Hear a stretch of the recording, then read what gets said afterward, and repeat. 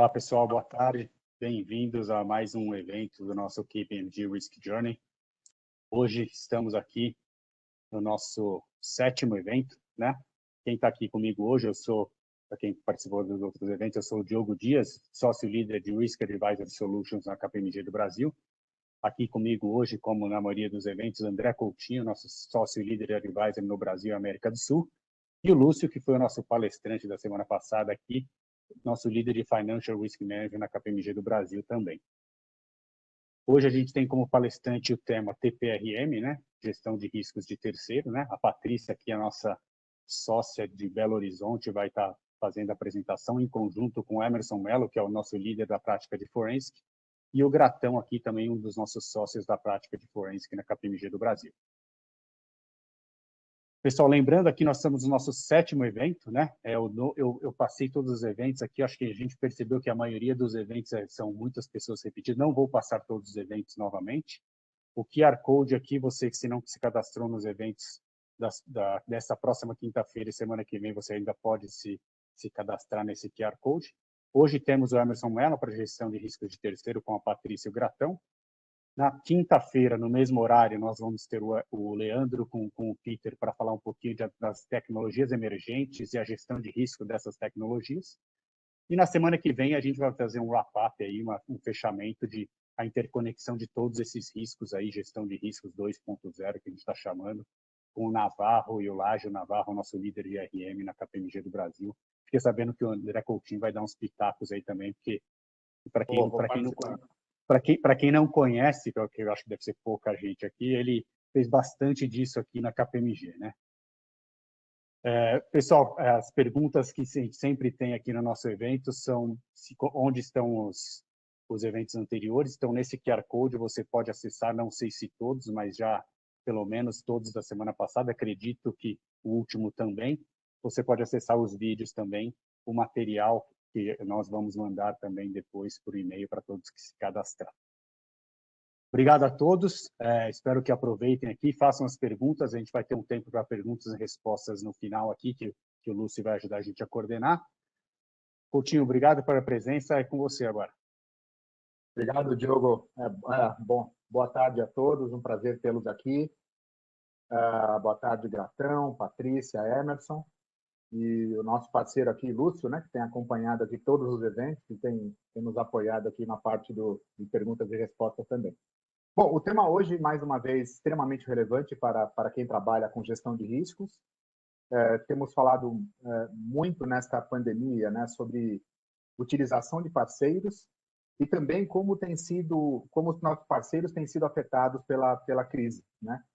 E é óbvio que nós temos alguns setores da economia que até tiveram resultados bastante positivos com essa transformação que a gente está vendo nos modelos de negócio, né? Mas em outros casos a gente percebe sim uma grande dificuldade, né? Só para a gente ter uma ideia, nessa questão da recessão econômica grave em alguns países, no ano passado nós tivemos, só para pegar 4 países aqui da região, né? No Brasil nós tivemos uma queda no PIB de 4 pontos, na Argentina 11, no Chile 6 e na Colômbia 7.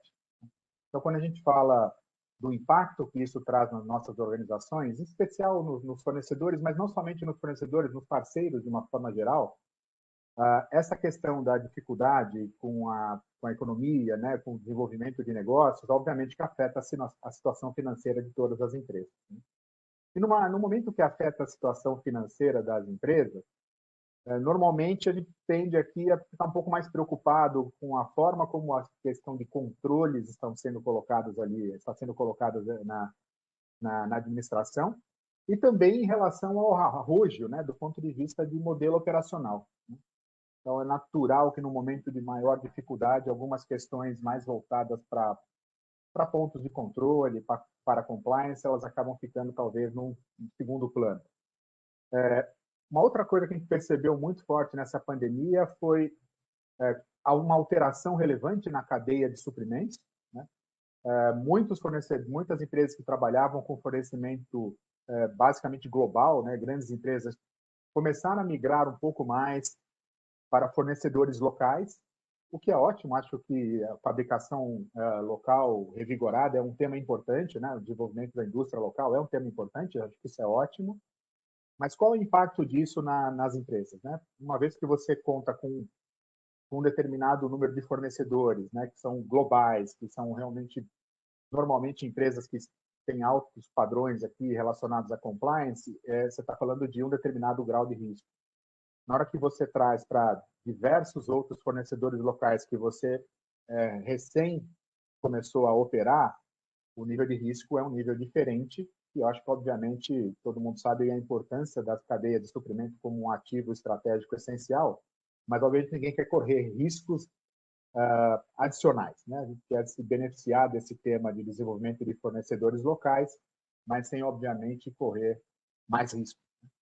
E, por último, nessa questão do compliance, a gente tem percebido também nas organizações eu acho que o Emerson vai falar bastante sobre isso, a importância crescente da necessidade de ter uma visão muito clara das organizações perante o seu público consumidor em relação ao tema de confiança, né?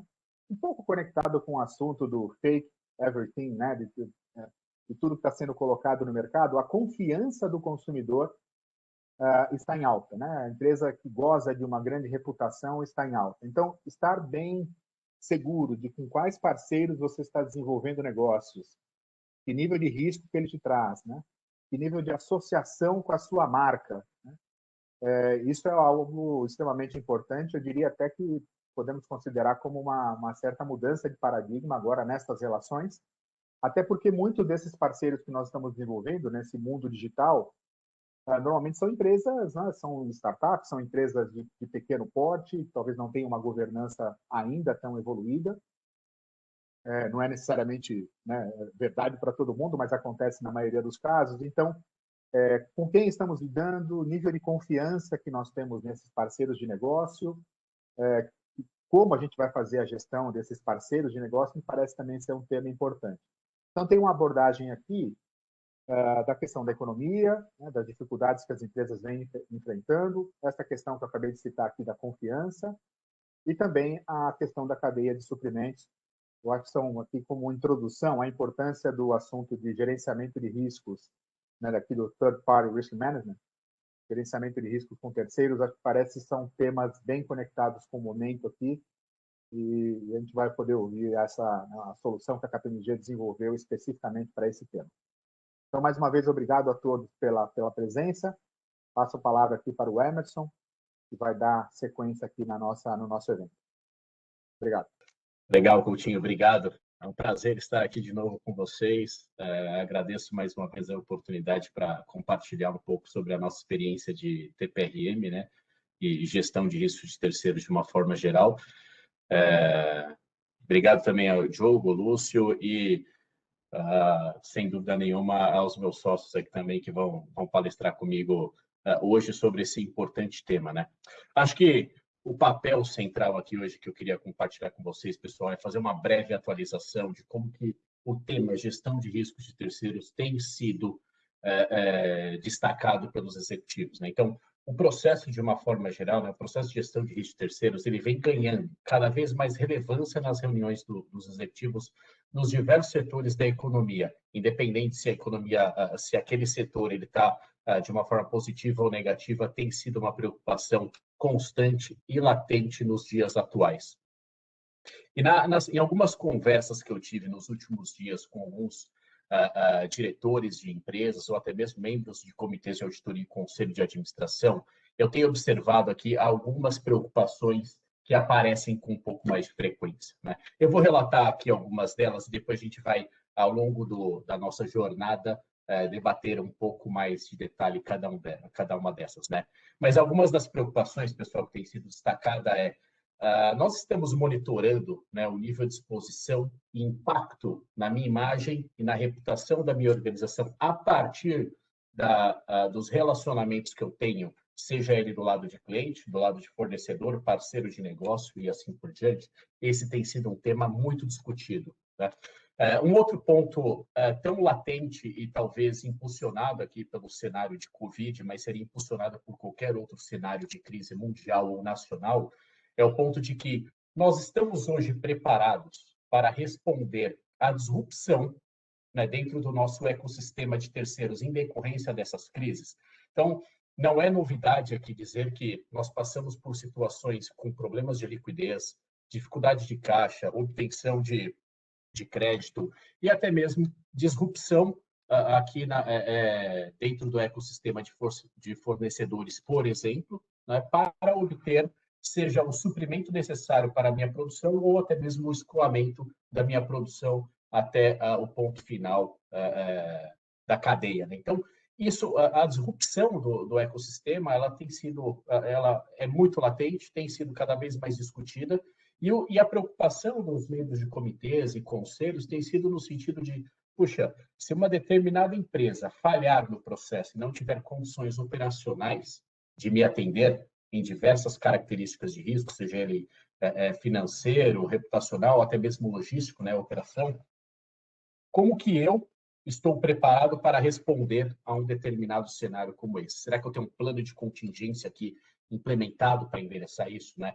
E da mesma forma, né, cada vez mais as empresas estão trabalhando com outras empresas no âmbito internacional, ou seja, a gente não tem mais uma preocupação exclusiva de como que eu estou fazendo a gestão dos meus riscos no cenário brasileiro. Eu preciso olhar todo o meu ecossistema global.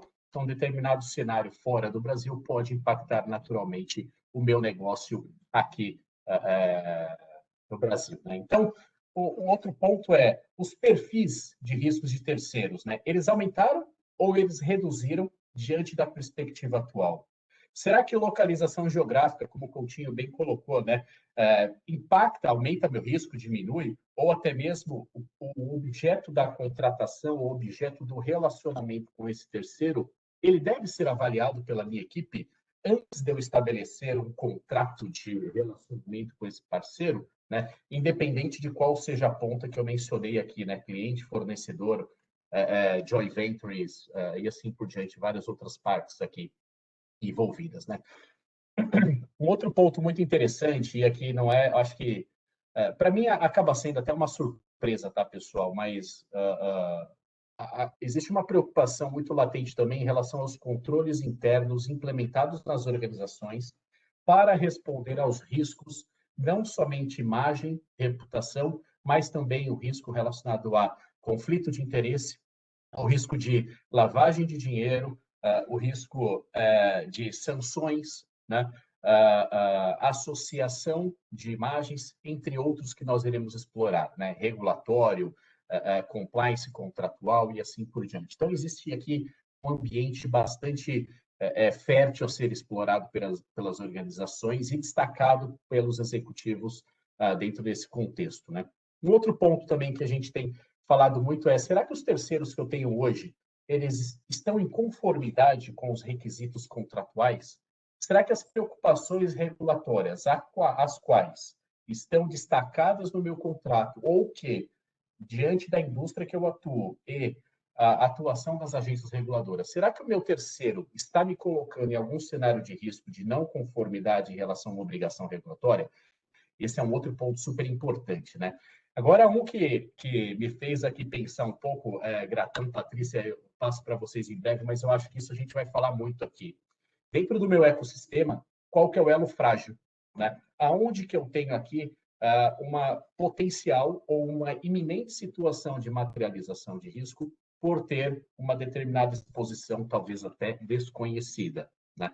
E aí vem uma outra preocupação, essa a última que eu queria destacar, mas não estou sendo exaustivo diante das preocupações que existem apontada pelos executivos e membros de comitês e conselhos, mas extremamente importante, que é nós conhecemos os nossos riscos no processo de gestão de terceiros, e nós vamos explorar muito esse tema hoje, porque o grande risco talvez seja desconhecer os riscos de um determinado processo ou de um determinado relacionamento que nós temos com os nossos terceiros. Então, a ideia de hoje a gente vai explorar um pouco esse cenário, né, Gratão, de riscos e tendências, como que as organizações podem estar cada vez mais preparadas para endereçar esses riscos, mostrando um pouco de forma metodológica, né, como que a gente pretende seguir ou como que a gente pretende recomendar aqui algumas ações que as empresas podem adotar nos próximos dias.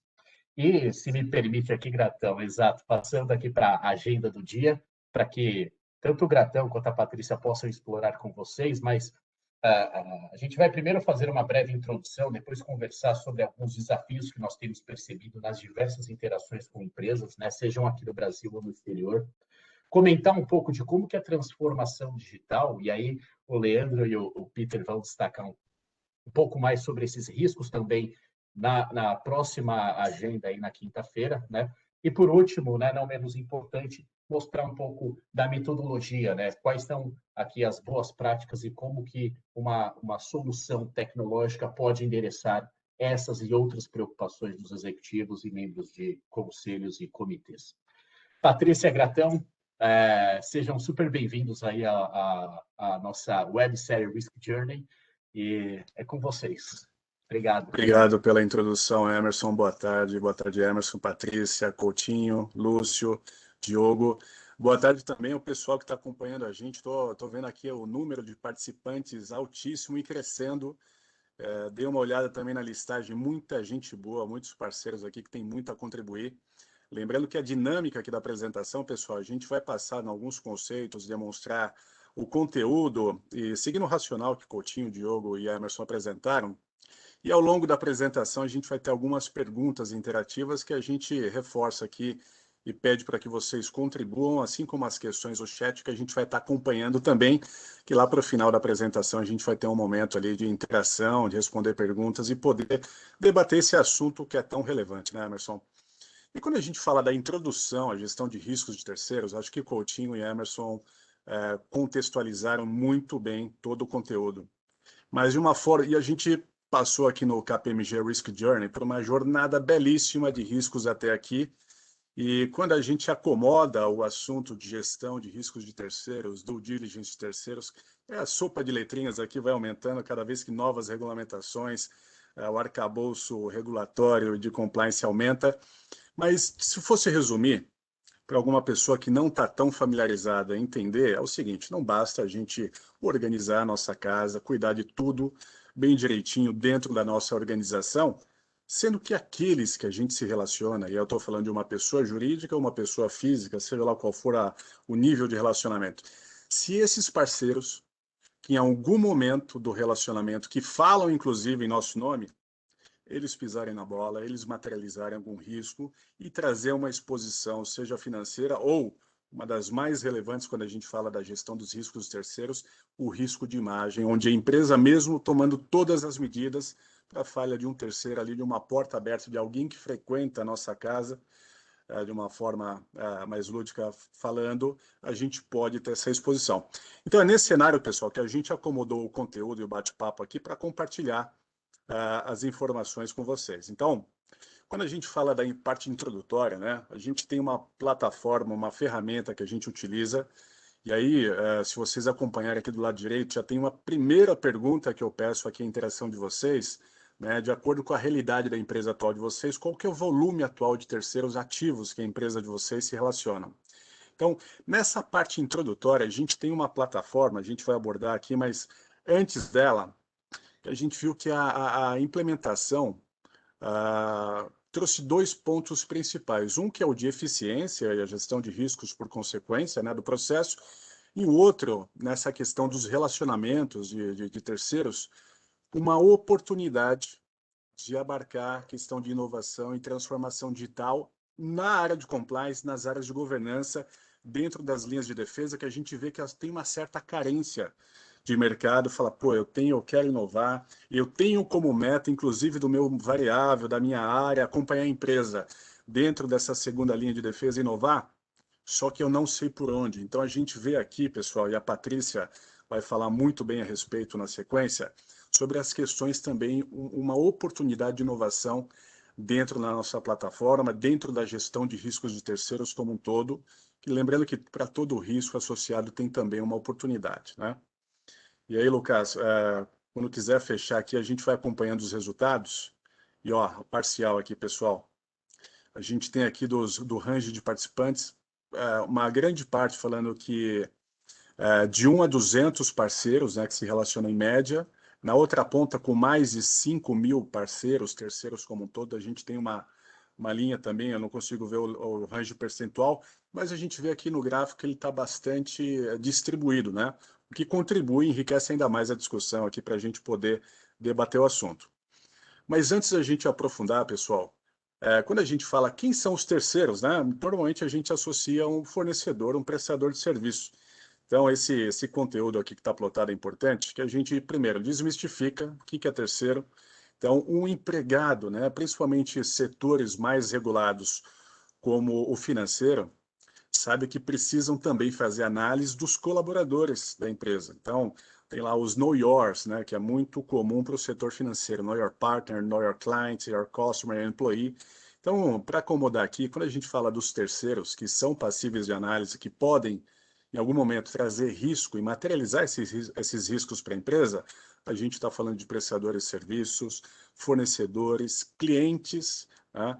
Agentes, principalmente quando a gente tem uma certa dependência de alguns clientes específicos, ou alguns fornecedores são estratégicos para a gente, mas a gente também fala, pessoal, de agentes intermediários, né? De um despachante, por exemplo, aduaneiro, pode ser um terceiro relevante que traga uma exposição significativa ou não, associados, colaboradores, partes relacionadas.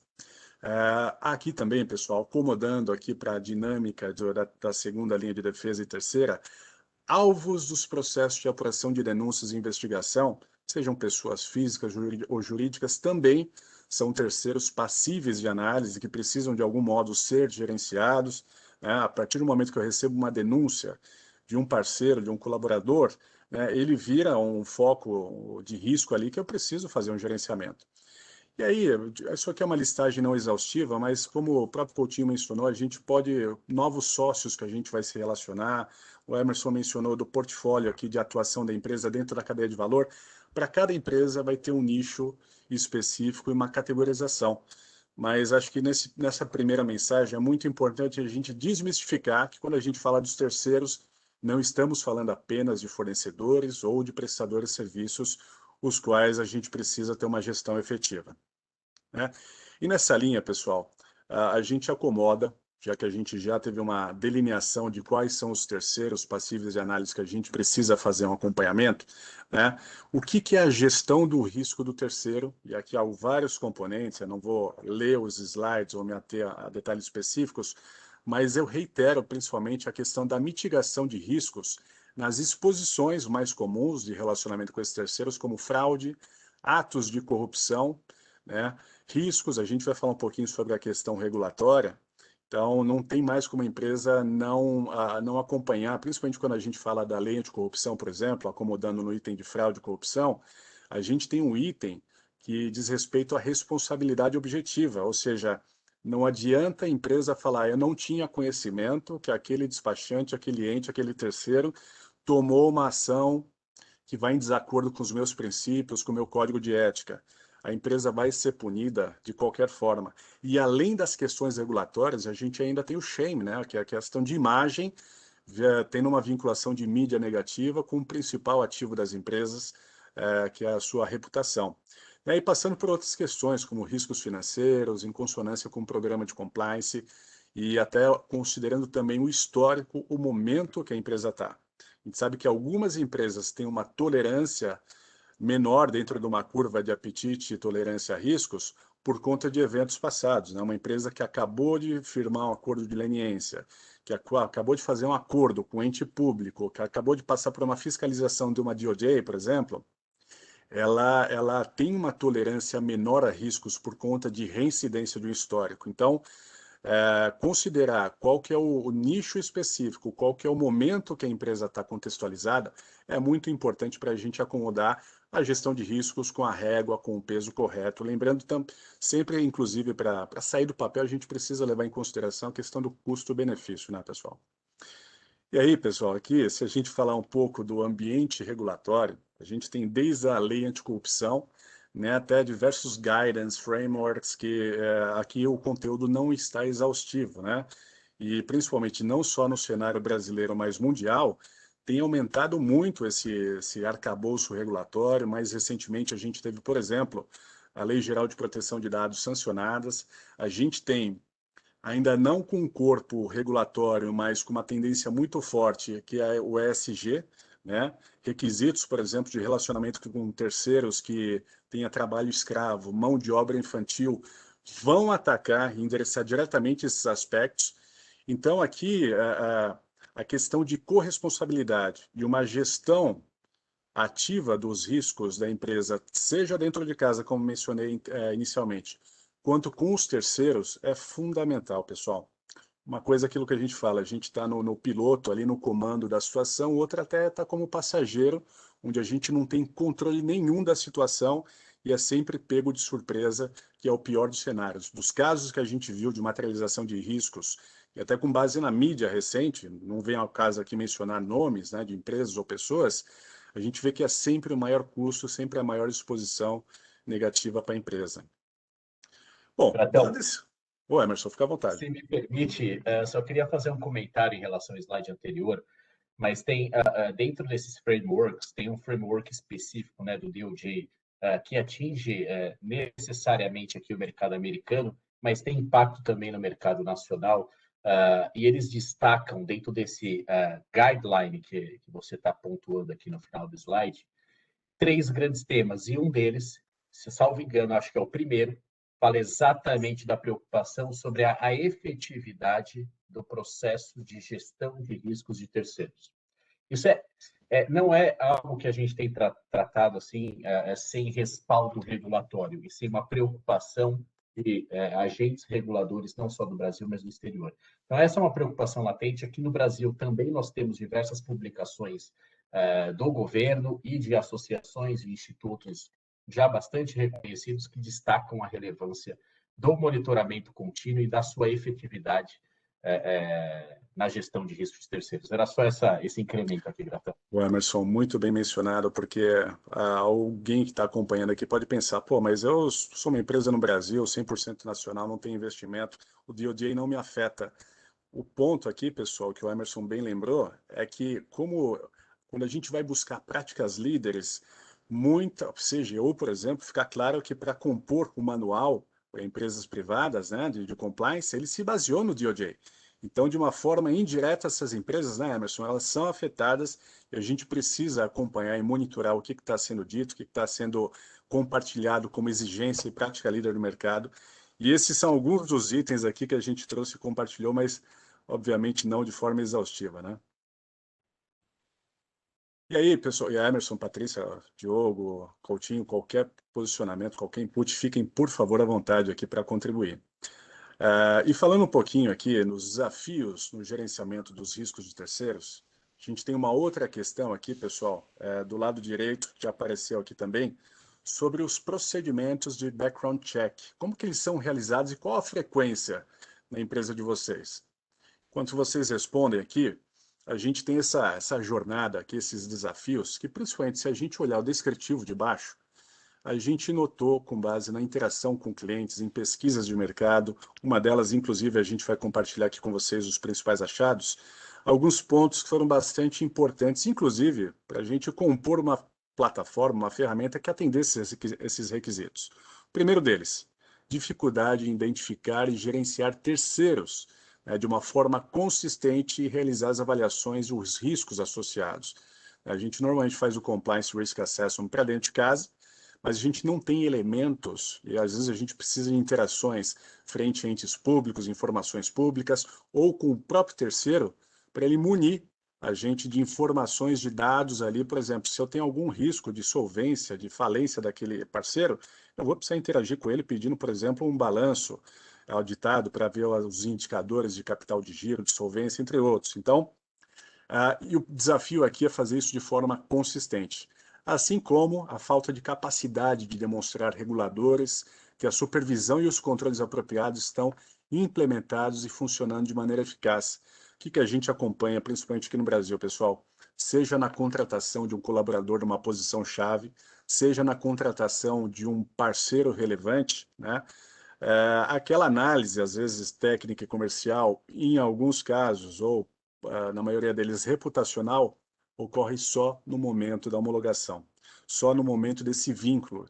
E depois que ele entra para dentro de casa, vamos usar esse termo, esse acompanhamento, essa sondagem não é realizada e atualizada por ocorrências, por exemplo, né? Não tem uma gestão contínua dessas informações.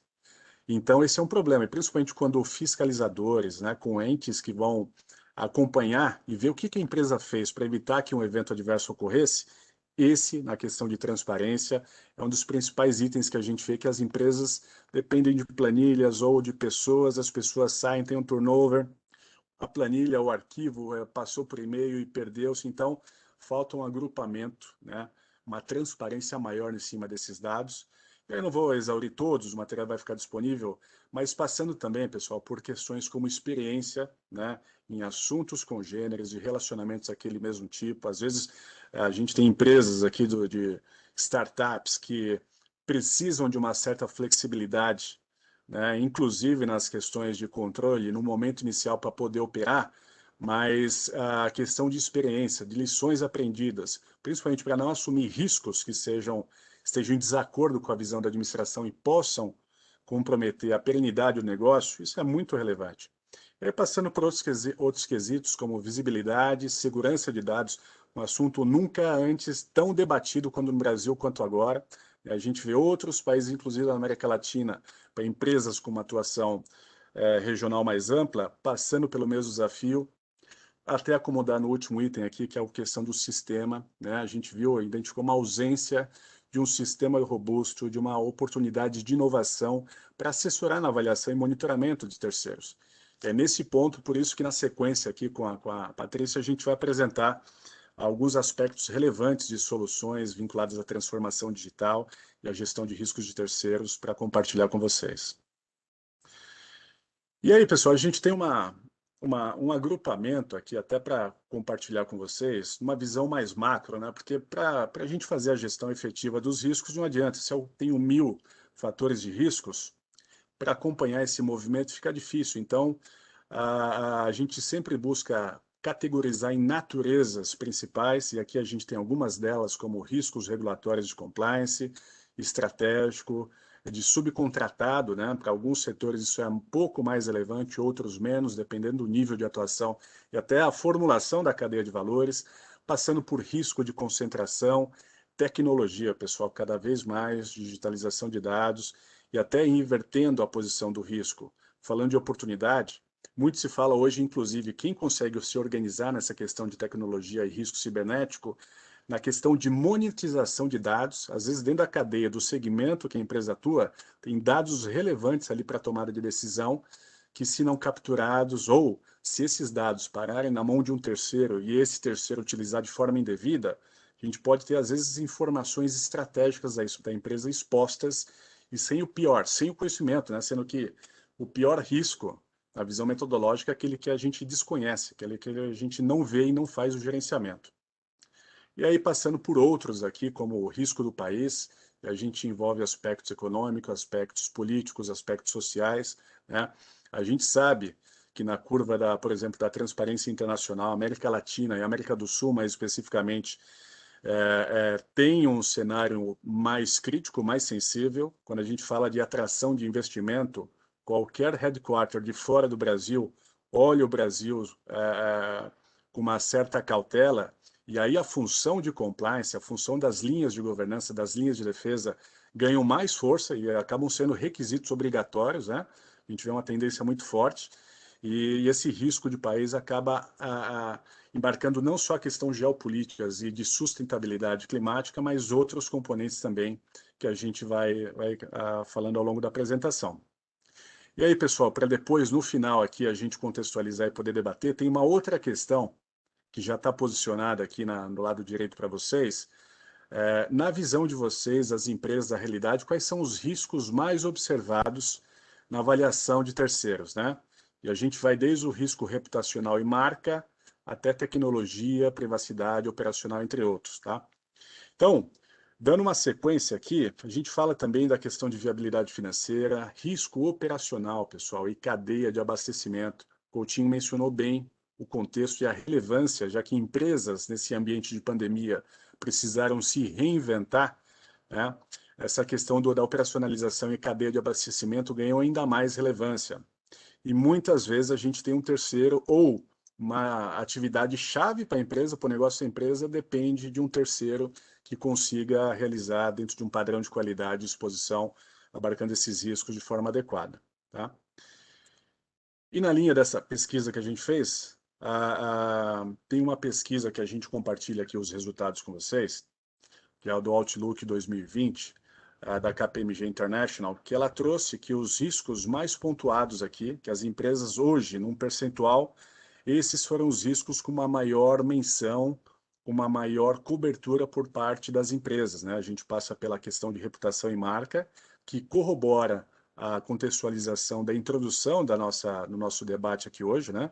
E, inclusive, falando não só da questão de financeira, mas também a imagem, como que ela fica associada e como que a empresa pode se expor, mas passando por outros componentes como de tecnologia, privacidade de dados, né? Começou muito forte na Europa com a GDPR, o Brasil já é uma realidade desde o final do ano passado e a gente acompanha um grande volume de empresas se adaptando nesses quesitos, né? E aí o desafio maior é justamente quando a gente fala de dados que são transacionados, como que o meu parceiro está gerenciando essas informações? Será que ele tem o meu mesmo crivo, a mesma régua que eu tenho? Em algum momento ele pode me expor? E aí outras questões aqui na pesquisa também foram mencionadas, como a questão operacional, regulatória e compliance e o financeiro, né, Emerson? Exatamente, Gratão. E só para trazer o resultado aqui da sondagem, alinhado com os temas que estão aqui, a maioria esmagadora dos participantes dessa sondagem, Gratão, já destacou que o principal momento em que são realizadas as avaliações de terceiro no momento da homologação, do cadastro, ou seja, é no início do relacionamento. Isso, sem dúvida nenhuma, é importante, né?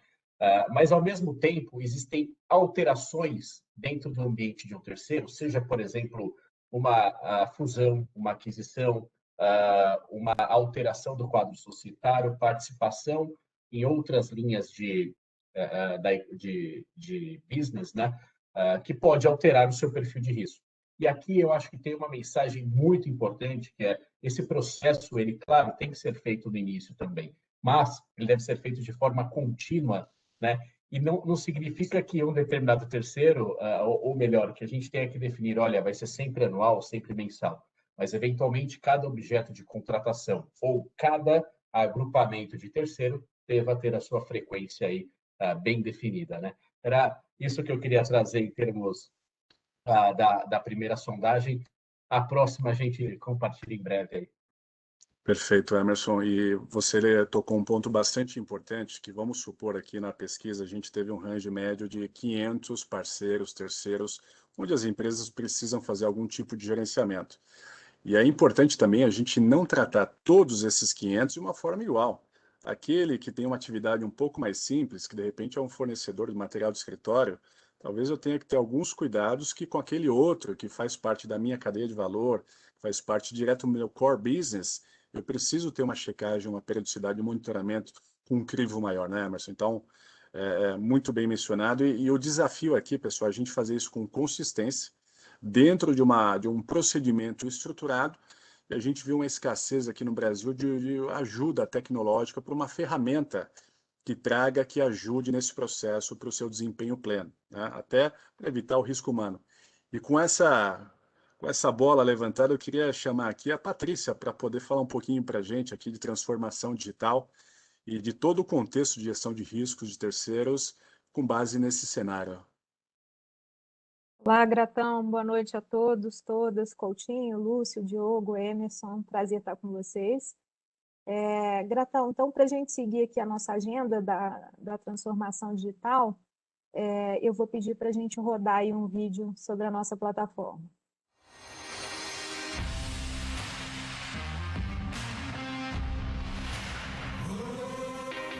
A era da transformação muda o ambiente de negócios constantemente. E para responder a isto, empresas em todo o mundo e de todos os setores se conectam em uma complexa rede de terceiros. Esta rede é fundamental para manter presença global e ter diferencial competitivo. Por isso, os riscos relacionados a terceiros devem ser monitorados continuamente para prevenir, detectar e responder aos problemas com agilidade. Sua empresa está pronta para os riscos deste ecossistema em transformação? Criada lado a lado com os clientes para transformar a gestão dos riscos de terceiros. A plataforma TPRM da KPMG tem uma interface simples e intuitiva de monitoramento e rating contínuo de riscos, com foco em cadastro, homologação e gerenciamento de terceiros, integração dos processos e definição clara de funções e responsabilidades. Proteja sua empresa de forma eficiente, ágil, escalável e parametrizável, respondendo às transformações do seu ecossistema de negócios com tecnologia e automação. Transforme a maneira como você faz a gestão de terceiros com a plataforma KPMG TPRM.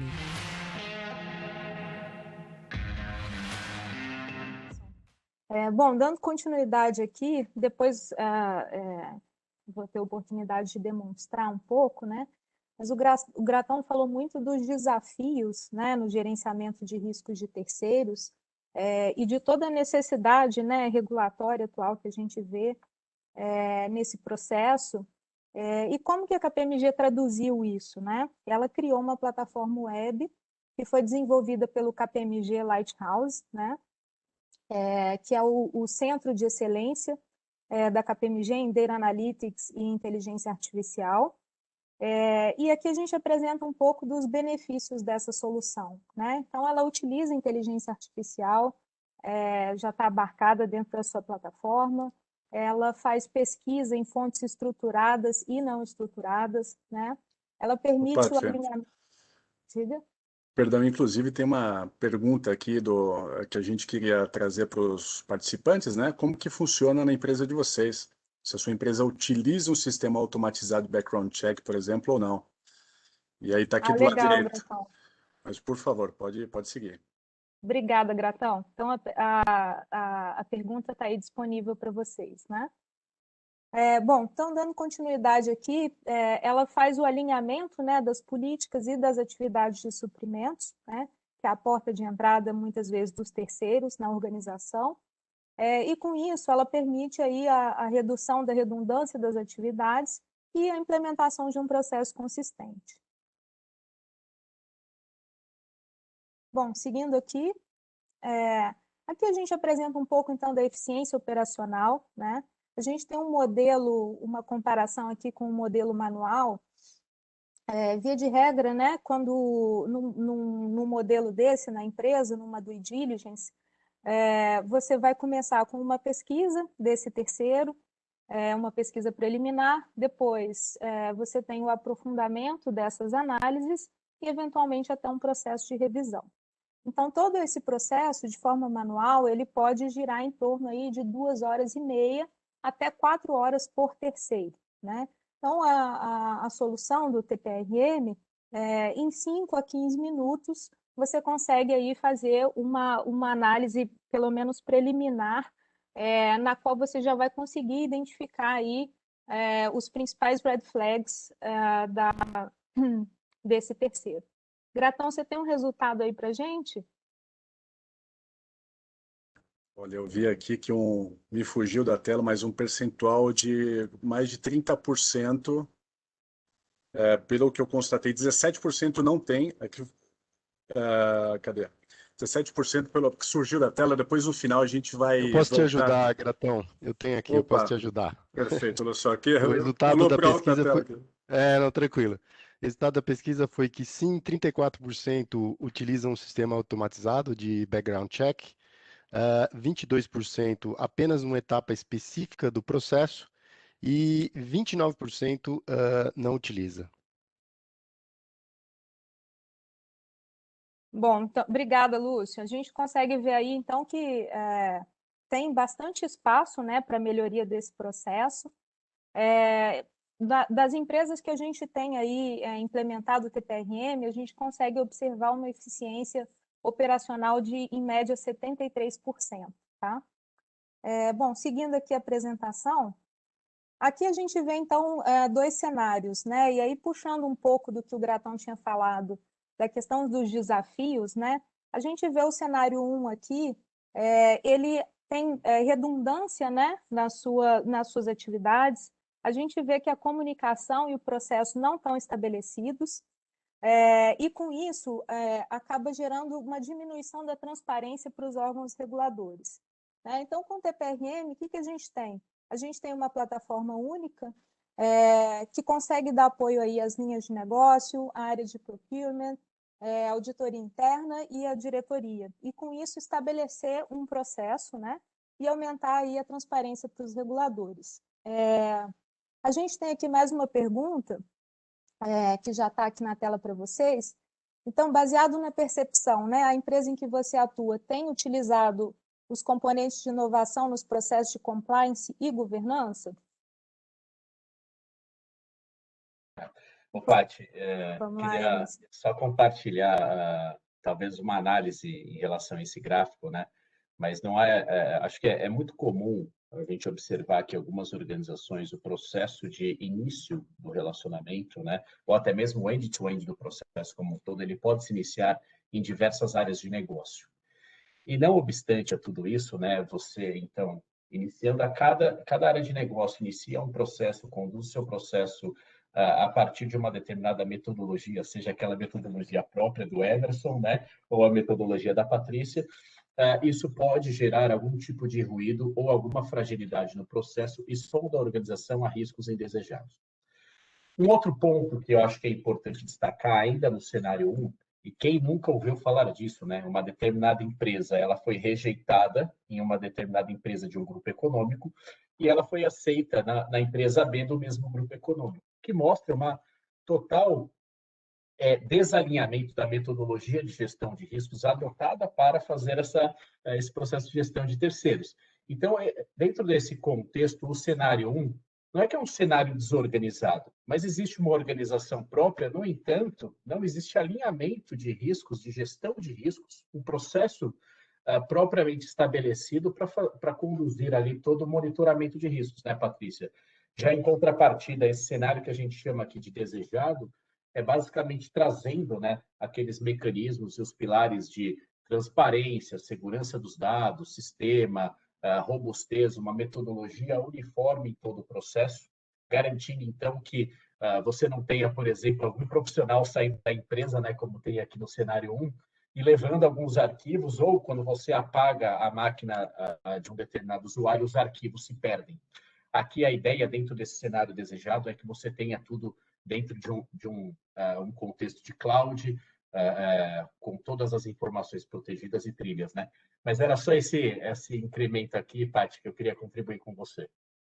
Bacana, Emerson, obrigada. Vamos lá, fiz meu dever de casa agora. O percentual dos respondentes falou que 39,3% aqui não utilizam qualquer mecanismo de inovação dentro do cenário não só de compliance, mas de governança.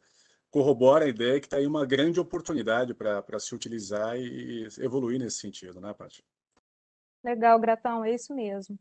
E eu acho que, como o Emerson falou, né, muitas vezes as empresas elas até utilizam algum tipo de plataforma, né, mas não é uma plataforma única, né? Então, com isso, você acaba perdendo um repositório, a chance de você ter um processo estruturado, né?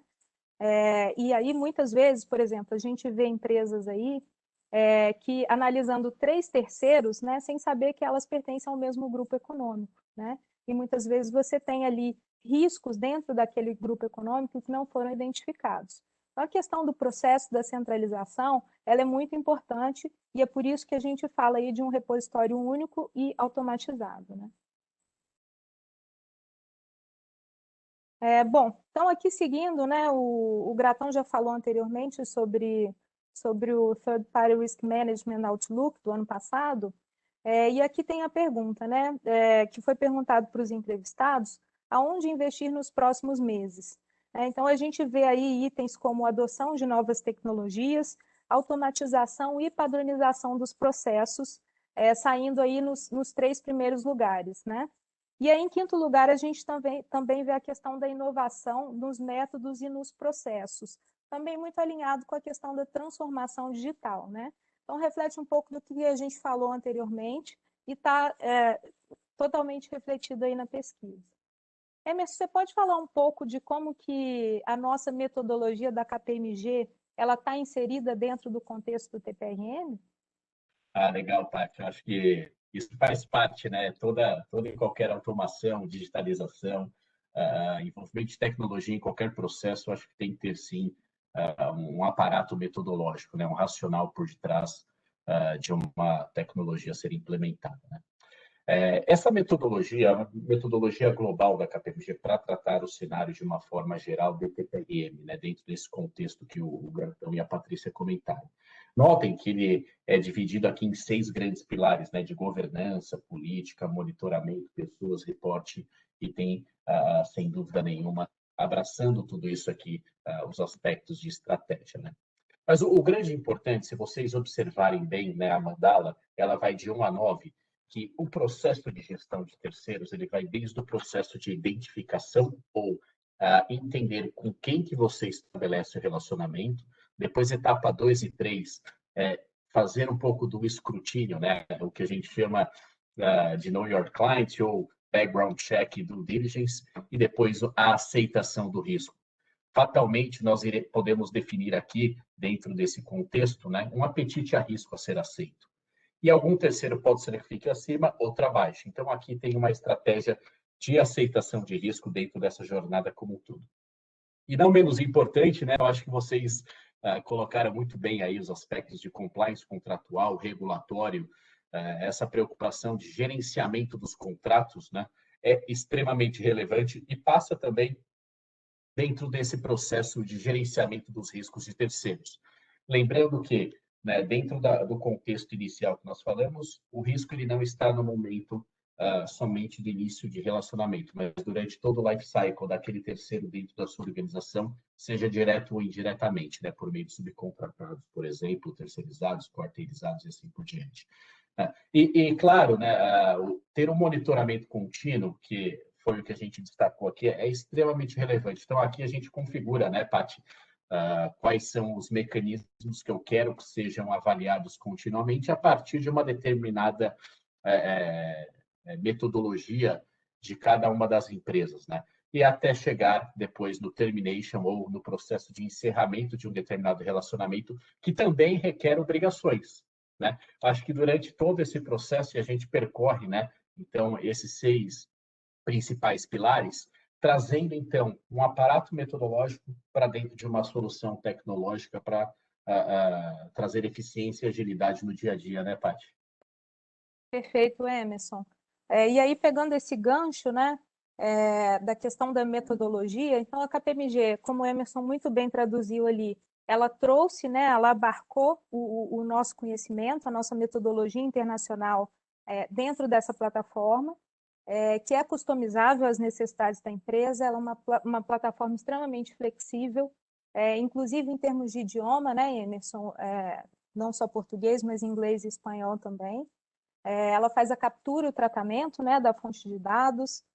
Existe um algoritmo ali, né, para calcular o score e o rating do terceiro, que também é adaptável, né, à empresa, e a gente recomenda que seja, né, porque cada empresa vai ter ali os riscos representados pelos seus terceiros, né, e isso vai variar de acordo com cada empresa, de acordo com o seu segmento de negócio. A gente tem um workflow lá dentro também, que registra log de acesso, tem um dashboard, né, que organiza lá as informações, sumariza, para que a empresa possa fazer a gestão e o monitoramento, e também tem rotinas de alertas e de notificações para os usuários, tá? Bom, falando disso, né, aqui, principais categorias de riscos e situações de alertas, a ferramenta ela traz diversos, né? Então, a gente tem a questão trabalhista e previdenciária, os riscos ambientais, né, que hoje, falando de ESG, está muito em voga, também bastante importante para ser analisado no terceiro. A mídia diversa, né, e aí aqui com questões de inteligência artificial, muito importante, né? Porque senão você acaba trazendo um rol lá de mídias adversas, que aí você acaba tendo que fazer com que uma pessoa analise, né, item a item, e essa não é a intenção da ferramenta, né? Identificação do beneficiário final, as questões de restrições, então, tanto as internacionais, quanto as listas de restrições, SEI, SENEP, CEPIM, situação cadastral na Receita Federal.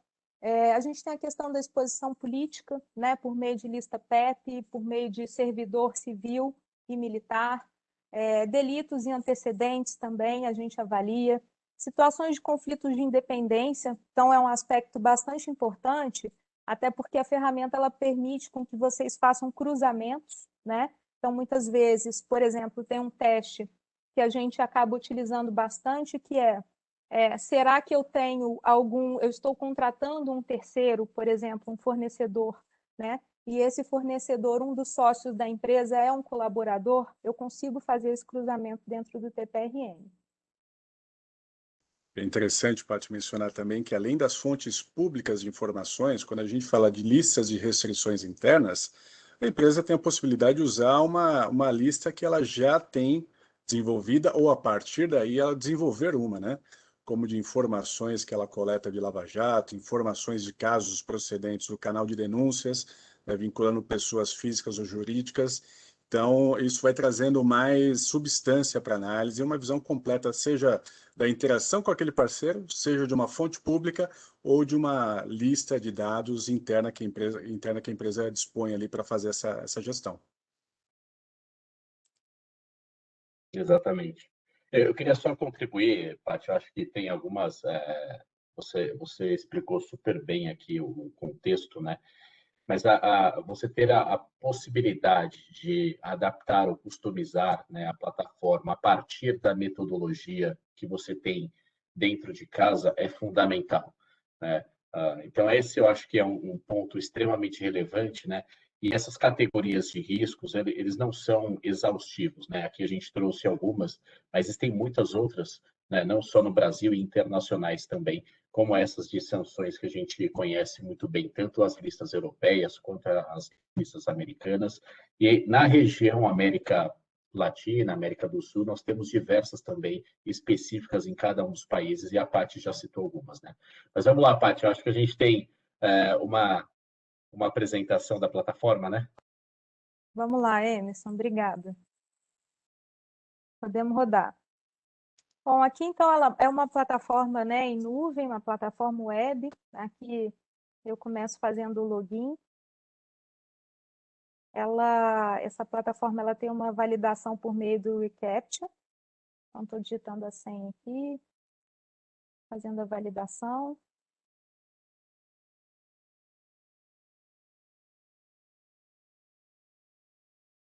E aqui é o dashboard, né, que tem um sumário de todas as informações que eu tinha comentado antes. Número de terceiros aprovados, reprovados, os ratings, né, alto, médio e baixo. Então, aqui é um overview do ambiente da empresa. E agora eu vou analisar um terceiro. Primeiro, uma pessoa jurídica. Aqui vocês vão ver, está anonimizado, tá? Para não expor nenhum CNPJ. A validação ela é feita somente por meio do CNPJ, no caso da pessoa jurídica, aqui ele já identificou. Aqui ele puxa os dados básicos que estão anonimizados, Google Street View, quadro societário, tá, gente? Vocês podem ver aí que o CPF, eu não sei se dá para visualizar, mas ele já aparece anonimizado. E aqui elas são, todos os itens que estão em vermelho é porque houve algum red flag. E esses red flags eles vão gerando uma pontuação para a empresa. Aqui, se eu clicar e eu quiser ver o detalhamento, ó, é um fornecimento para partido político. Nesse caso, esse terceiro ele também é devedor previdenciário. E aí gerou uma pontuação de 169, foram consultados 48 itens. Tá? Aqui ele gera uma evolução, ó, então, o fornecedor já chegou a ter 309 pontos, hoje tem de 169. E agora a gente vai demonstrar a pessoa física. Para a pessoa física, tem que digitar 3 informações, né? CPF, o nome completo e a data de nascimento. As informações também são validadas na Receita Federal. E aí segue-se o mesmo processo da pessoa jurídica. CPF anonimizado também, tá? Os 3 primeiros dígitos e os 2 últimos. E aqui o score. Nesse caso, essa pessoa, ela apareceu numa lista PEP. Tá vendo? Então, todos os red flags são aplicáveis à pessoa física. E aí, esse terceiro, ele pontuou aí 50 pontos, né? A régua é de 72, então, nesse caso, ele ficou com risco médio.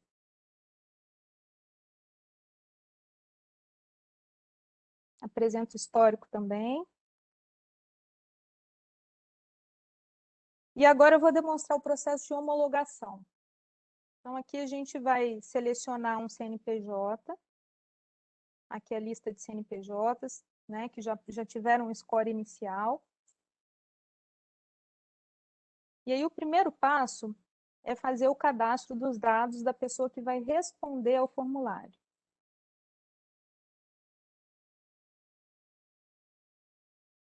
Então, nesse caso aqui, ó, clicando em contatos, estou cadastrando meu nome, e-mail, telefone.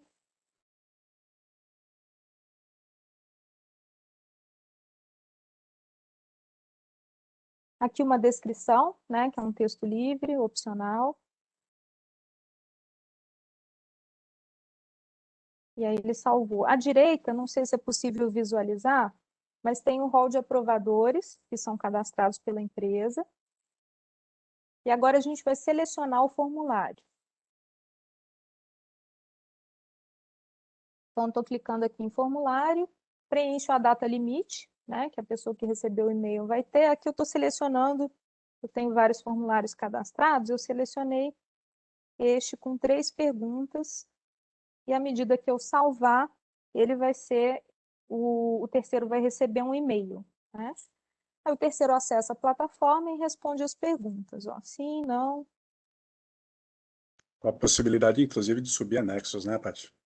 Exatamente. Obrigada, Gratão. Aqui já é a empresa visualizando as respostas, né? Ela pode devolver, tem um campo aí para devolução, para comentários, ou ela pode aceitar. E aceitando, vai seguir com um processo de homologação, né? Nesse processo de homologação, ela pode aprovar ou reprovar. Já tem um rating sugerido, né, que foi sugerido pela ferramenta, né, que pode também ser ajustado de acordo com a análise. Aqui também outro anexo, né, que pode ser arquivado no processo de homologação desse terceiro. E aí, depois dessa homologação, o dashboard ele é atualizado. Aí, Emerson, queria ver se você pode nos contar um pouco aí como é que os participantes podem fazer para ter uma demonstração exclusiva, Não, legal, né? Paty. Não, excelente. Adorei. Eu acho que nós vamos ter aqui também um debate muito interessante com o Lúcio, que tem várias perguntas no chat, viu? Eu não quis interromper a apresentação, mas para acalmar também a todos, nós iremos endereçar essas perguntas agora com o Lúcio.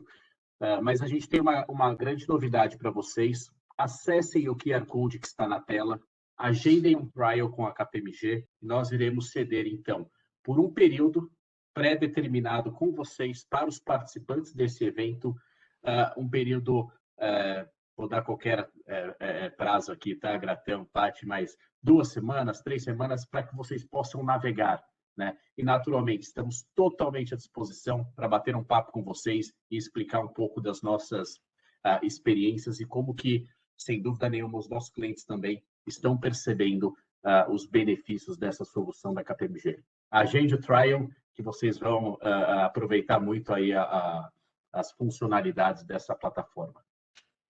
Legal, parabéns a todos, excelente. Pessoal, só para lembrar, vocês podem fazer as perguntas aí pela plataforma, se puderem identificar a empresa que representa o melhor. Temos várias perguntas aqui, eu só queria uma para esquentar aqui, e aí não vou direcionar para nenhum, fica o trio à vontade aí, nosso trio de especialistas. A gente fez a enquete lá, baseada em sua percepção. A empresa de vocês, em que vocês atuam, tem utilizado componentes de inovação nos processos de compliance e governança. E a gente teve aquela resposta lá mencionada por Gratão de 60% sim, e um número que eu achei até relativamente alto, 40% não.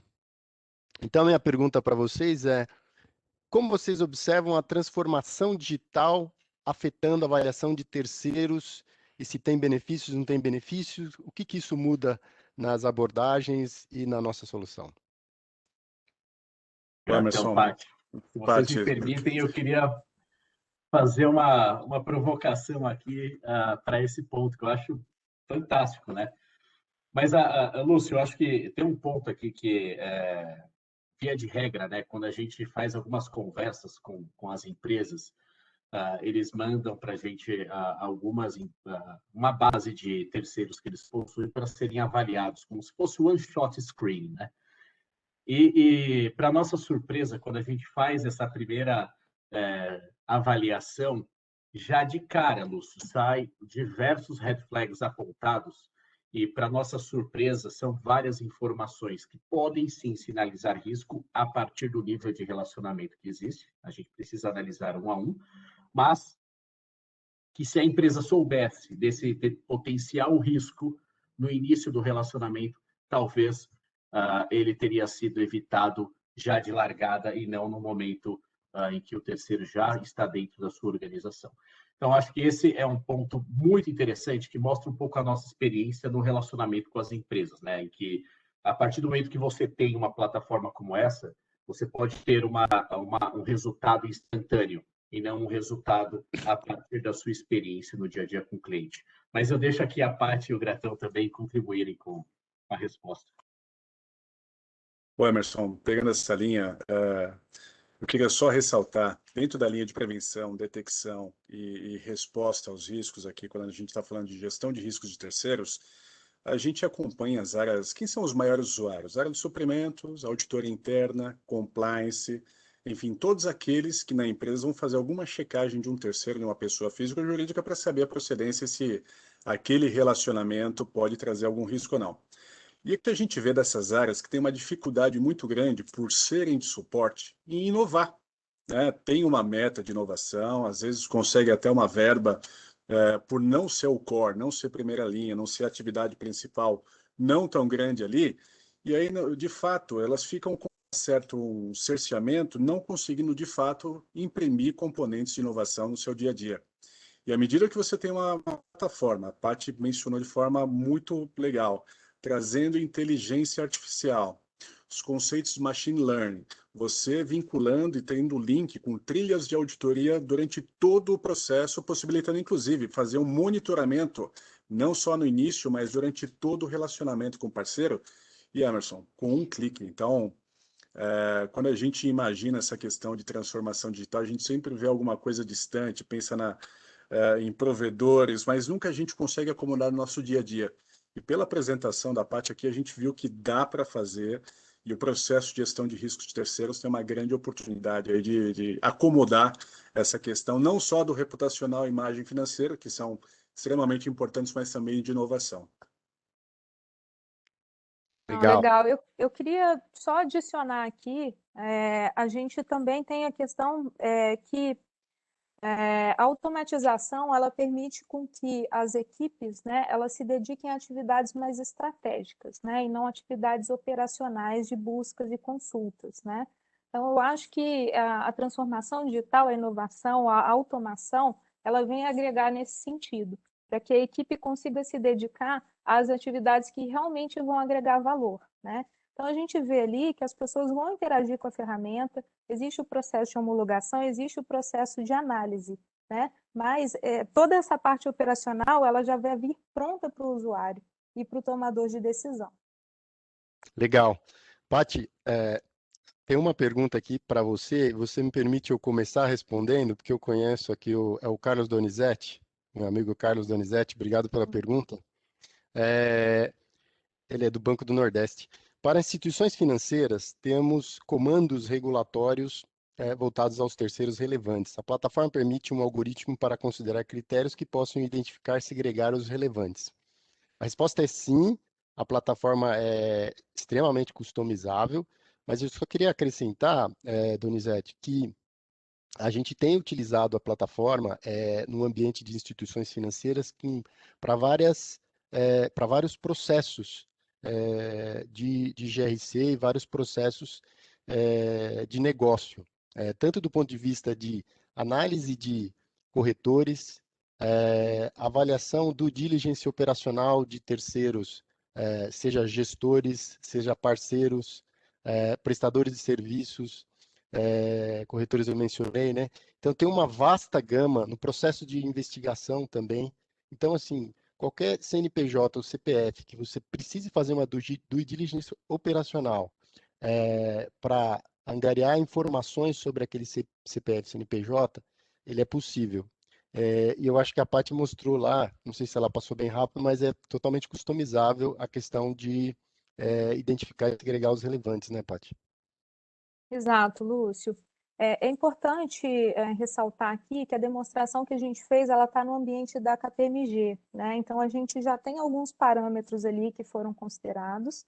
A gente consegue abarcar isso, né, para as empresas, para os nossos clientes, mas sempre customizado para a realidade dele. Então, todas aquelas pontuações que vocês viram, elas são customizáveis. Você consegue também, para cada tipo de terceiro, customizar quais análises que você quer fazer e também a régua, né, de alto, médio e baixo, ela também vai variar de acordo com a empresa. Então, tudo é customizável. Perfeito, Lúcio. Legal. Tem outra pergunta aqui também do Leandro Faria. Aí eu não sei quem de vocês pode tentar iniciar, mas que tipo de recomendação a KPMG poderia aportar para aqueles resultados de riscos relevantes, mas que ficam em zona cinza para o endereçamento? Se é compliance, sourcing, estratégico, etc. E aí ele pergunta, uma pista seriam os comitês? É o Leandro que nos pergunta da Zona Oeste mais saneamento. Legal, excelente. Tudo bem, Leandro? Bom reencontrá-lo aqui com a gente. Eu acho que, bom, na minha opinião, cada risco ele deve ser tratado com a sua particularidade dentro do contexto individual daquele relacionamento. Então, não gosto da ideia da gente definir um padrão de como que eu vou tratar o risco de uma forma fixa ou padronizada, independente do nível de relacionamento ou o que eu quero dizer do nível de prestação de serviço, do objeto da contratação ou qual que é o meu nível de relacionamento com o cliente. Pode ser que você tenha uma situação de risco com menor relevância, menor impacto a partir de um determinado relacionamento, o que não requer, então, que você utilize, por exemplo, aqui, entre aspas, uma bala de canhão para atingir ou para mitigar um determinado risco. Mas eu gosto muito, Leandro, que a gente defina aqui uma metodologia e um workflow de aprovação. Então, a partir de determinados gatilhos que forem sendo atingidos, né, como a Patrícia mostrou, existe aqui um apetite a risco, por exemplo. Se eu extrapolo em uma vez ou em duas vezes o risco, talvez a gente tenha que ir subindo aqui os níveis de aprovação antes de estabelecer qualquer tipo de relacionamento formal com esse terceiro. Então, essa é uma das estratégias. Envolver comitês, envolver conselhos é bacana, é importante, mas a gente tem que tomar um cuidado com o equilíbrio. O excesso de informação também a esses fóruns pode trazer um prejuízo em relação ao seu processo, a efetividade do processo por conta da agilidade dos processos de aprovação. Então, esse equilíbrio é fundamental, dada a volumetria, dado o risco, e ter, sem dúvida nenhuma, esse balanceamento nesse contexto é fundamental, tá? Mas, mais uma vez, eu acho que esse conceito é importante, que a gente não pode aplicar o mesmo conceito para o mesmo risco em todas as situações. A gente precisa entender em qual contexto que o risco está situado e traçar um plano de mitigação para aquele risco. Lúcio e Emerson, queria só dar um zoom aqui nesse zona cinza mencionada pelo Leandro, que realmente acontece. Às vezes, aquilo que a gente fala na expressão, né, de cachorro de dois donos morre de fome, às vezes você tem uma área de compliance envolvida, uma área jurídica, uma outra área de procurement. Então, uma vantagem de você ter um processo estruturado de homologação, por exemplo, numa plataforma centralizada, é que você vai ter que cumprir todas as etapas, seja de análise do seu risco, como a Paty mencionou, de que formulários, que questões que só aquele terceiro pode responder para você ter uma base de tomada de decisão. e você vai seguir com esse processo até o caminho de homologação, falar, opa, esse parceiro é legal, estou satisfeito com base nos elementos que eu tenho aqui para assumir um risco ou para seguir porque o risco foi mitigado. Então, essa zona cinza, a partir do momento que você tem um processo estruturado, ela tende a assumir, mas é um ponto bastante importante, Leandro, que, aí de novo, né, a gente volta na questão de transformação digital e utilizar a tecnologia a nosso favor no processo. Boa pergunta, obrigado. Agora vamos fazer uma bem fácil, que é importante para a gente também, né? O Charles Simão, da AngloGold Mineração, ele está perguntando se a gente tem clientes de TPRM na indústria de mineração. Eu sei a resposta, mas eu prefiro que eu ouvir de vocês. Legal. Obrigado, Lúcio. Obrigado, Simão. Sim, nós temos clientes de diversos setores, né? Mineração, inclusive, mas não só mineração. Tem do agronegócio, setor de TMT, automotivo, diversos outros setores aqui na nossa economia. Bancos, sem dúvida nenhuma. Então, é uma plataforma desenvolvida dentro de um conceito flexível e que permite adequação, customização de acordo com o cenário de risco de cada uma das indústrias. Quem sabe a AngloGold também, né? É o que a gente espera, né? A próxima, né? Verdade, né, Coutinho? Vamos lá, tá chegando mais perguntas. Legal, o pessoal tá animado aqui. A pergunta do Andrigo Flacon: como vocês enxergam a maturidade das empresas do Brasil sobre o tema TPRM? Se me permite, Lúcio, gostaria de responder essa. Andrigo, bom te ver por aqui também. Boa pergunta. Se a gente pegar no contexto histórico, a gente vê empresas do setor, principalmente financeiro, por questões regulamentares, tendo uma maturidade maior, tanto em investimento em questão de recursos, pessoas e ferramental, quanto de um histórico maior de tempo tratando essas informações. Já por outro lado, a gente viu que empresas de pequeno porte, empresas que estão querendo abrir capital, atrair investimento, seja pelas questões de frameworks de DOJ, lei anticorrupção, todo o arcabouço também regulatório tem se impulsionado e tomado ação em cima disso, mas aí principalmente a questão, depois do advento de Lava Jato, a questão de mídia negativa ganhou muita força, principalmente com eventos de antecipação a suborno, corrupção, enfim. Então, a gente vê empresas, mesmo que não tenham um arcabouço regulatório direto atuando ali como um requisito, se organizando dentro da gestão de riscos de terceiros para poder, primeiro, preservar a imagem e poder se relacionar. Às vezes, para ser um cliente de um gigante, já que aquela empresa é pequena, ela vai precisar cumprir alguns requisitos que dentro desses requisitos, a gestão dos riscos de terceiros, proteção de dados, privacidade, como a gente mencionou, são essenciais. Então, Lúcio, está numa crescente muito forte essa demanda aqui no Brasil, e não só, de novo, impulsionada por questões regulatórias, mas também pela uma dinâmica de mercado que tem mudado um comportamento e visto isso como uma oportunidade. Legal. Lúcio, eu posso... Opa, vamos lá. Vai lá, Diogo. Depois Não, eu queria aproveitar essa pergunta também e puxar uma que o pessoal perguntou lá no começo de SOX também, né? Que realmente a gestão de terceiro, ela afeta as empresas que são SEC também, né? Principalmente o item de partes relacionadas, né? Então, você tem um item de partes relacionadas que você tem que fazer a avaliação, que ela é importante. E você também tem que avaliar a questão do que está sendo rodado lá e a responsabilidade de quem quer o que está lá, né? Então, sim, é importante a parte de terceiros, ele afeta assim a questão de SOX também, né? Eu só achei importante aí no programa todo, nessa resposta do Gratão, a gente incluir uma pergunta que teve lá no começo, eu não lembro, eu estou vendo que está passando as perguntas, eu não consegui achar de novo de quem foi aqui, Lúcio. Legal. Desculpa, Coutinho. Vai lá, Coutinho. Nada, que é isso, Diogo. Não, aqui o Gratão, eu vou me arriscar aqui, fazer uma pergunta que a gente tem deparado com algumas situações onde a empresa está interessada em comprar um outro, geralmente um pequeno negócio, startup, ou né, algo que talvez a gente sempre acha que faz todo sentido você fazer uma due diligence, né, completa, analisando todos os potenciais riscos. Mas, de alguma forma, você acha que o TPRM também colabora nisso, na hora que você está se avaliando uma potencial aquisição? Eu queria te ouvir em relação a isso. O Coutinho, tem um caso prático, tem um cliente nosso que é uma cimenteira e parte da matéria-prima da cimenteira é o calcário. O calcário não dá para escavar, a gente precisa explodir, né? E para explodir, você precisa comprar dinamite.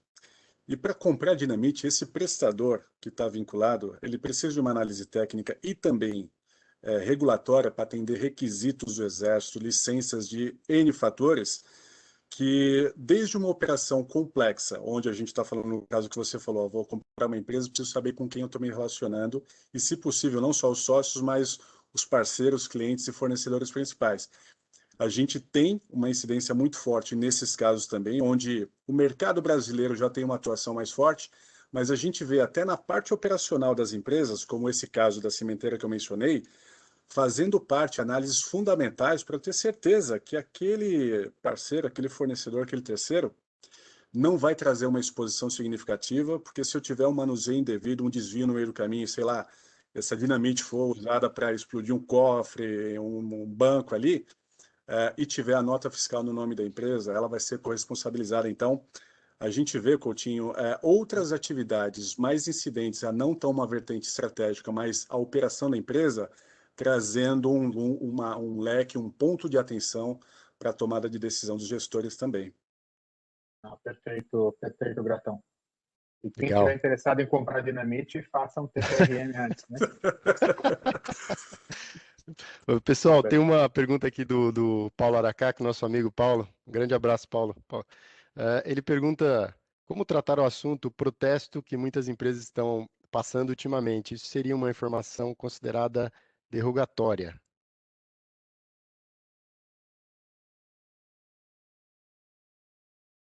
Eu não entendi, Lúcio. Você pode repetir? Desculpe. Ah, claro. Não, imagina. A pergunta do nosso amigo Paulo Aracaque, ele pergunta como tratar o assunto protesto que muitas empresas estão passando ultimamente. Se isso seria uma informação considerada derrogatória. Legal. Bom, obrigado, Aracaque. Bom falar com você aí de novo. Aliás, faz muito tempo, hein?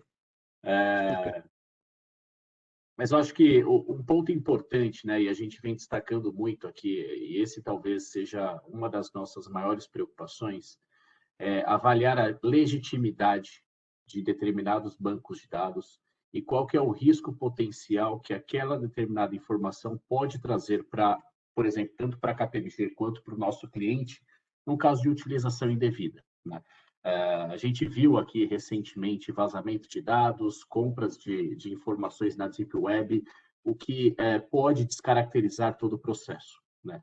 Protesto é um dos itens, mas você pode ter essa mesma situação com o beneficiário final, com processos, com várias outras fontes de informação que, sendo mal utilizada ou não utilizada de forma adequada e apropriada, fatalmente trará um risco ainda maior do que aquele se você tivesse exposto a uma empresa com um determinado risco de relacionamento, nesse caso que você destacou, né? Então, o que eu recomendo fortemente é que a gente avalie não só o risco do terceiro, mas que a gente faça uma avaliação muito precisa e adequada também sobre a origem dos dados. De que forma que aquelas informações são transacionadas, processadas, até você chegar no relatório final e decidir se vai ser derrogatório ou não a sua decisão como go ou no go no determinado relacionamento, tá? O Emerson, eu queria incluir também que eu acho que vocês já falaram, né? A ferramenta realmente ela ajuda você a fazer o critério que você achar mais adequado e a gente consegue colocar também níveis de aprovação e de análise antes de você realmente decidir qual é o rating final ou não, mesmo depois daqueles critérios, né? Mas mídia em si realmente normalmente é um tema que é tratado com mais cuidado, né? Porque vem muita coisa mesmo. Então, dentro da ferramenta, eu acho que seria um dos temas que a gente tem mais itens aí de customização nas empresas, certo? Exato. E para responder isso, Diogo, talvez de uma forma um pouco mais abrangente, além do mídia diversas, nós desenvolvemos uma outra funcionalidade que a gente está chamando de TPRM Signals. O que significa isso? A partir do banco de dados que as empresas colocam dentro do TPRM, o TPRM, a partir das mídias adversas, informa o gestor daquele contrato, o gestor que foi destacado pelo nosso cliente, de qual mídia adversa durante a vida daquele cliente ou daquele terceiro com uma determinada empresa. Então, esse monitoramento contínuo é importante. E eu queria, talvez, aqui Eu não sei se a gente respondeu a pergunta do Andrigo que o Lúcio colocou, mas de forma objetiva, né, Andrigo, a maturidade ainda ela é muito baixa no sentido de monitoramento contínuo, efetividade dos controles internos em benefício da organização na mitigação de risco. Então, você vê baixo uso de tecnologia, geralmente o processo de avaliação ou escrutínio é realizado no início e nunca mais, né? Se tem alguma alteração do perfil de risco, a empresa não monitora. Situações como essa que o Diogo mencionou, de partes relacionadas, né? Conflitos de interesse é cada vez mais comum no ambiente em que nós estamos. Então, a maturidade ainda baixa, mas a gente tem percebido aqui, como eu mencionei no início, né? Que tanto os membros de comitês quanto conselhos de administração e os executivos da diretoria estão cada vez mais preocupados com isso. E, Diogo, em relação a SOX, eu só queria complementar que ele é extremamente relevante, né? O DOJ fez uma publicação junto com a SEC, dizendo que é o SEC Guideline, né? Então, quais são os principais highlights que tanto o Departamento de Justiça americano quanto a SEC estão querendo cobrar das empresas que são listadas na Bolsa de Nova York. Então, é totalmente correlacionado e dentro dos pilares do COSO também tem essa obrigação. Legal. Acho que chegamos no final aqui, hein, Diogo? Isso aí, Lúcio. Acho que eu queria agradecer aí a grande apresentação aí o Gratão. Para mim, daqui a pouco ele está brilhando, não estou vendo mais ele aqui também, para falar a verdade. Mas, Gratão, excelente apresentação, Gratão e Patrícia aqui, muito bom, obrigado. O Emerson novamente aqui. Eu não sei quem vem mais aqui, Lúcio, se é o Emerson ou se é o Leandro, né, cara? Tá uma competição grande aqui, né? Bom, mas queria agradecer aos três, a apresentação foi excelente, né? Coutinho e você também, Lúcio, aí pela ajuda no tema, aqui nas perguntas e respostas. Temos outras perguntas aqui, vamos ver se a gente consegue puxar e depois falar com esse pessoal aí, em Emerson, Gratão e Patrícia. Pessoal, o vídeo que a gente teve problema, nesse QR Code aí vocês podem acessar o vídeo. Lá vai funcionar, certo, Emerson? Vai funcionar sim, Diogo. E um ponto importante, eu reforço o convite. Acessem também a nossa página do TPRM, que foi informada anteriormente, e agendem um trial. É uma experiência incrível. Vai estar o QR Code na apresentação que a gente vai mandar para o pessoal também. Bom, pessoal, obrigado. Na quinta-feira temos mais o nosso penúltimo evento aí, que a gente vai falar de tecnologias emergentes, um pouquinho a parte de gestão de risco. Espero ver todos na quinta-feira, então. Obrigado a todos, boa noite, um abraço. Boa noite.